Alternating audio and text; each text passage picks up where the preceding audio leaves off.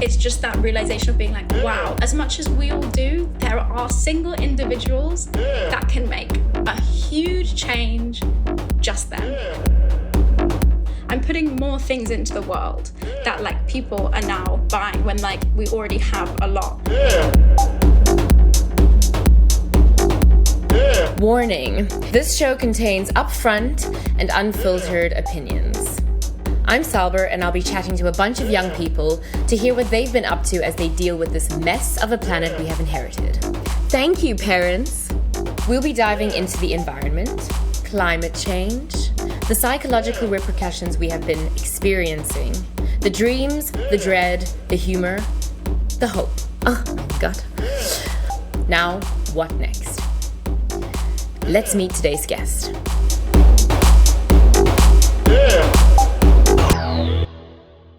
Please join me in welcoming our guest today, Romy Jackson.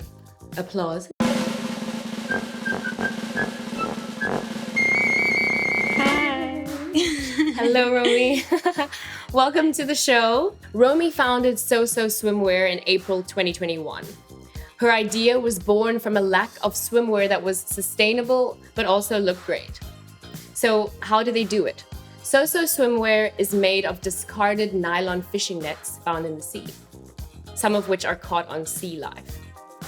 Romy built this brand to make products that make women feel comfortable in their own bodies, and it's sustainable.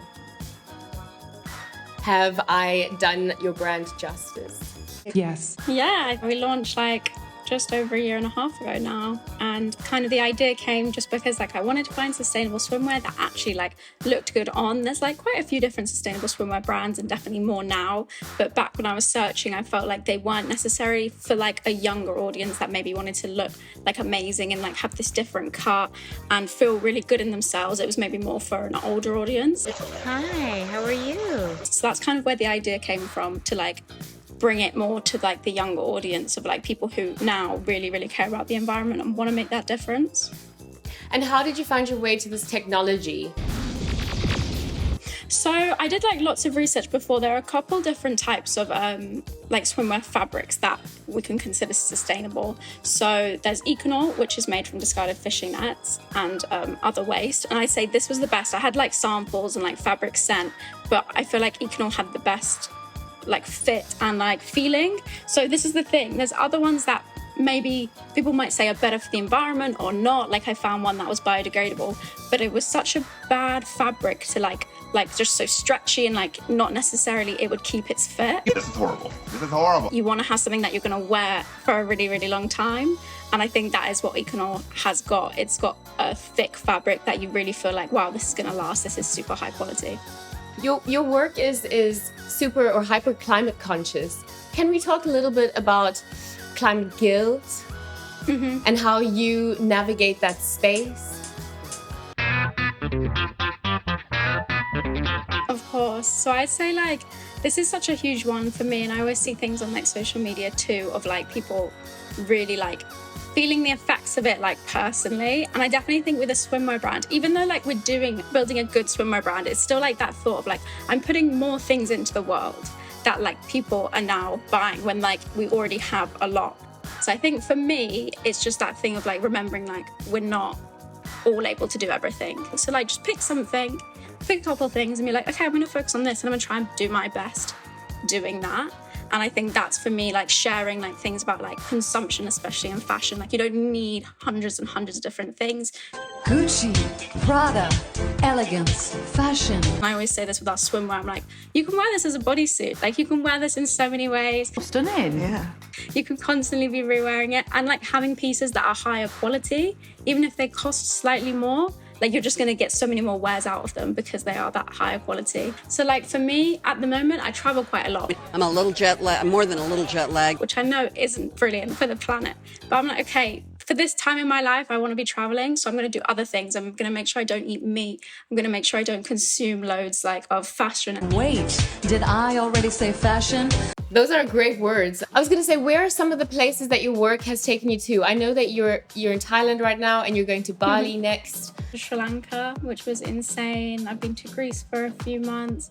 And I think it's just that also, like, for me, like seeing the incredible sceneries and natural wonders and everything like this, like, brings it so much closer to the heart of, wow, we need to like do something. We need to make sure we can protect this like at all costs. And I think especially like places like Thailand, which you do see like still, there is so much like plastic production in like everywhere you go. It's very hard to avoid like either a plastic straw or a plastic cup and everything like that. The knowledge and like the change that you feel like you have in like the UK of like plastic is bad. I'm not going to ask for a bag. Like, you don't see it as much here, and I feel like it's definitely not maybe in people's minds as much. Where you're having these conversations, like you're saying, in the UK, like in a more privileged environment where there's this hyper consciousness of, okay, we need to protect the environment. Yeah. What irks you in these conversations about the environment? I would just say, honestly, like, I always hear people being like, but you do this, but you don't do this. And I'm like, we can't do everything. Like instantly discounting what you say. Yeah, because I don't do it, because you don't do everything. And I see it a lot on social media, especially with like influencers that kind of like talking about the climate. And what is compostable trash bags now. And then people are commenting back and they share it like, oh, but you do this, but you do this. And like, why are we all like hating on everyone? Just be like, oh my God, that's amazing. That's some great advice. I'm going to try and take that in. I have it on my website and have it on our newsletter, like communication. Just being like talking about it, not in necessarily like a negative way or a judgmental way, but just being like, oh, you just got a plastic bag. Oh, wow. You know, like, it would be so much better if maybe we bought like a tote and then you can reuse it all the time.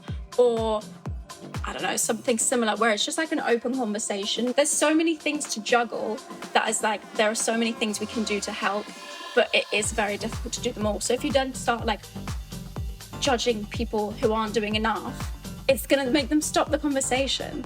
And I see a lot of people on social media being like, I don't want to talk about this because I just get hate for it, for something else I do. What's your experience of being on social media with your brand? Like, what has been the reception in terms of, this sometimes negative energy coming from haters, trolls?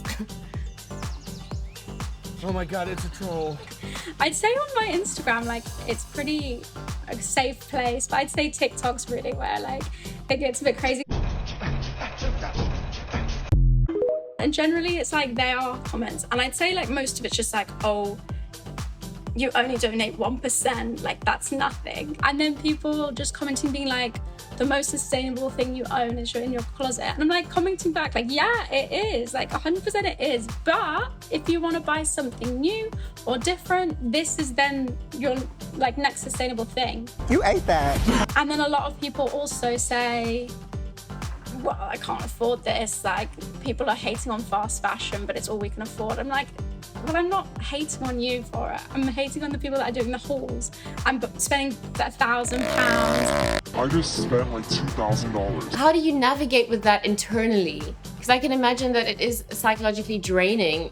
Like, yeah, at the time when you post those things, you're a bit like, oh, brilliant. And like sometimes it's like, why did I post it? Because it's like you only read the negatives. And so I think I'm like very much try to be like, okay, no, like I've got to look at the ones that really are like good and supportive of it. And I think a big one also is like, it kind of spurs you on in a weird way to be like, okay, let me try and do something even better. Maybe we can try and donate more. Maybe we can try and change something.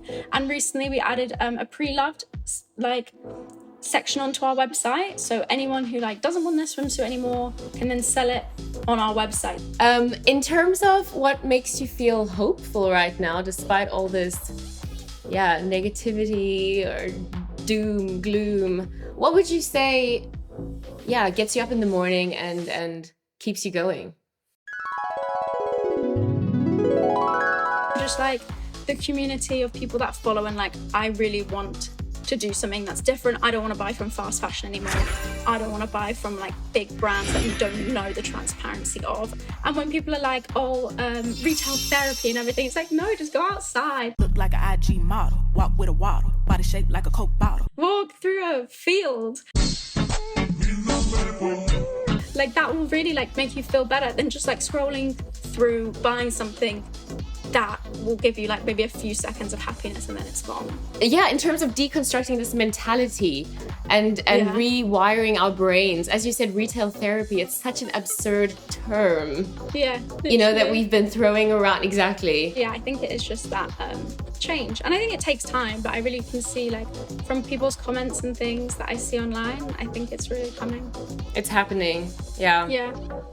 Yeah, when you think of these structural problems and the corporations behind the mess, what would you say is the most evil of those? What do you mean? So within like fashion? Or beyond, generally. Which one would you identify as the most evil?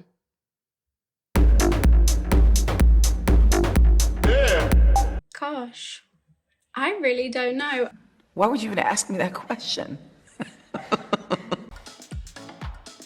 I suppose leaders in a lot of ways. So I think this morning that Brazil's new president, like in January, deforestation was down 60% to before that, and he came in.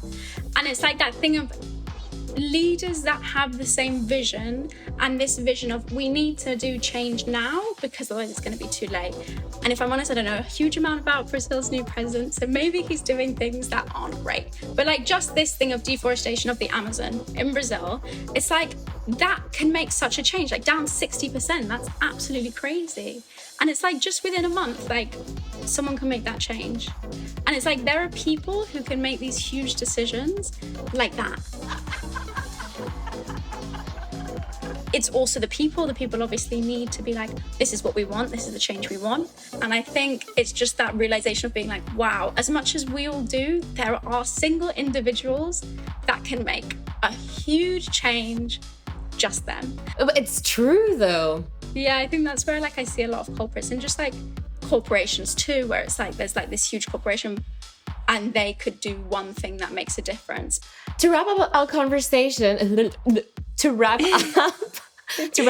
conversation, what made you smile or laugh in the last weeks?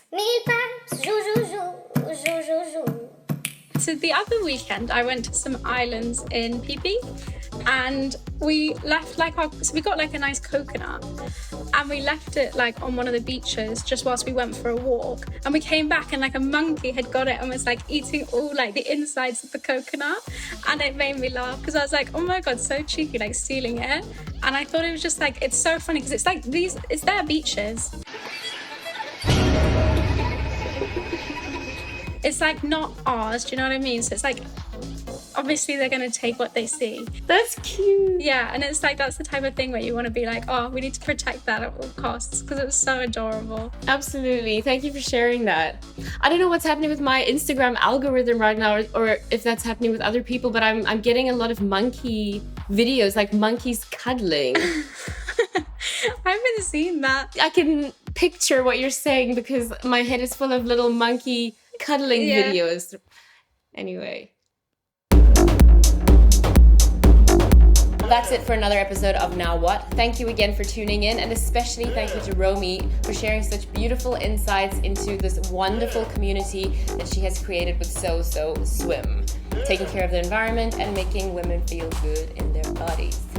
If you enjoyed the episode, don't forget to like, comment, and subscribe, and follow us on Instagram at Sirocco Media. If you want to know more about Romy and So Swim, you'll find the link to their website down below and to their Instagram. See you next time.